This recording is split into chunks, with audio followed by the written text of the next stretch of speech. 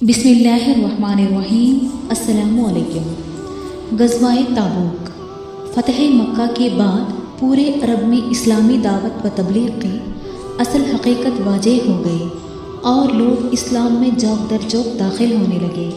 ایسے موقع پر رومی حکومت نے اپنے لیے خطرہ محسوس کرتے ہوئے مدینہ پر حملہ کا ارادہ کر لیا اور اس کی تیاریاں شروع کر دی۔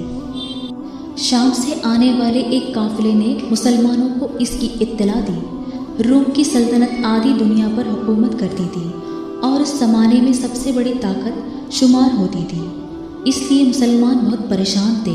ایک طرف بے سرو سمانی کی حالت اور عرب کی سخت گرمی زوروں پر تھی، اور دوسری طرف دور دراز کا سفر تھا، مگر خاموش بیٹھنا بھی کسی طرح مناسب نہیں تھا۔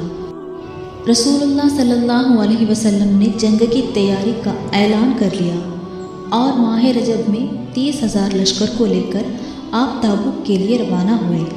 مسلمانوں کے اس دلیرانہ اقدام کے وجہ سے رومیوں پر بڑا اثر ہوا اور انہوں نے حملہ کرنے کا ارادہ چھوڑ دیا اور بہت سارے قبیلے کے سرداروں نے صلح کر لی۔